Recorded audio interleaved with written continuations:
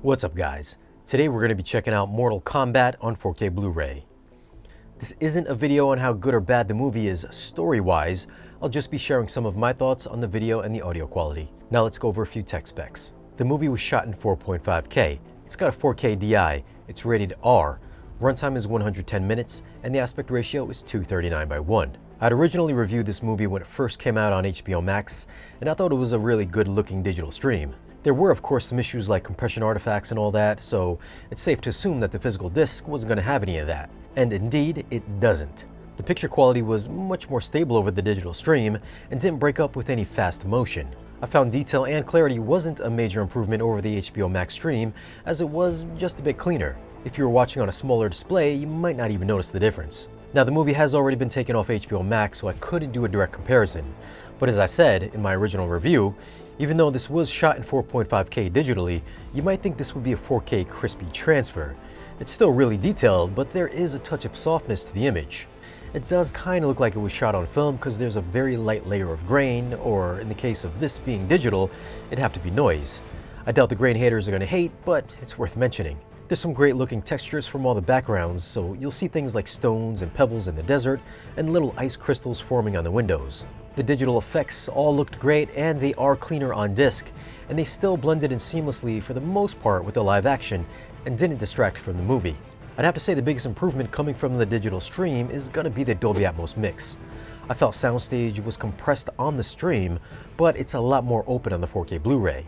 Space in soundstage was bigger and more detailed and made for more nuance to shine through.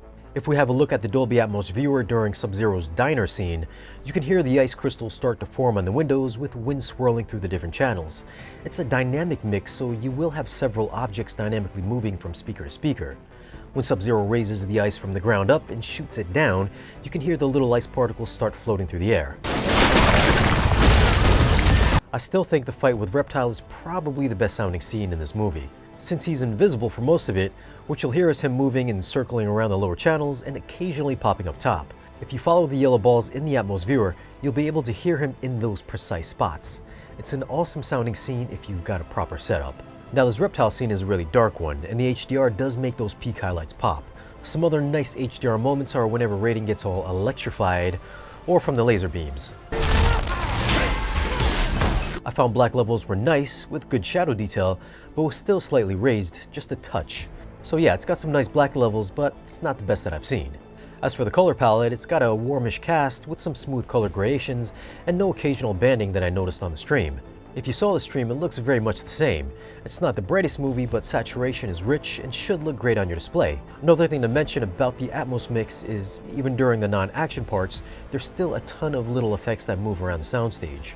It's not as busy as the Tomorrow War, but it'll give you a nice bubble of sound. As for bass response, I think the best parts are going to be from the musical score. The Sub-Zero theme has this low synthesized rumble that's going to vibrate your entire room.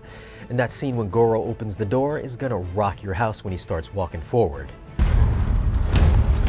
One thing that I've heard people talk about was the low volume on HBO Max, and that the center channel was kind of low as well. I personally didn't have any issues with that, and I didn't have any issues on the 4K disc. However, just to check, I threw in Blade Runner 2049, which is a Warner Brothers disc, to see how loud that was. In comparison with the Mortal Kombat disc, I did have to bump it up about 4 dB to get it to the same level as Blade Runner.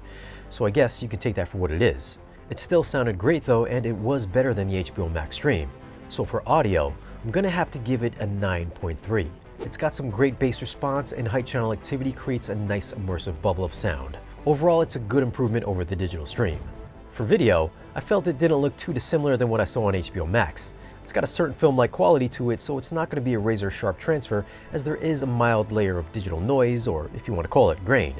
HDR was nice with some good-looking colors, but the black levels could be somewhat grayish in the really dark areas of a scene. There's still great detail, and it's got some nice HDR pop, and it should look great on your display. So I'm gonna have to go with a 9.1. Despite whether or not you like the movie, it's definitely a disc that'll give your home theater a nice workout and should impress your friends.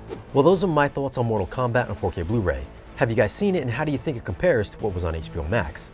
Leave a comment down below and let us know. Now, if you do want to grab this movie, I'll leave some links for it down below in the video's description. As always, guys, thanks for watching. If you want, you can follow us on social media. And if you want to support the channel, get exclusive content, or great discounts on audio and video gear, then stop by our Patreon page. Be sure to like, share, and subscribe, and we'll see you again in the next video.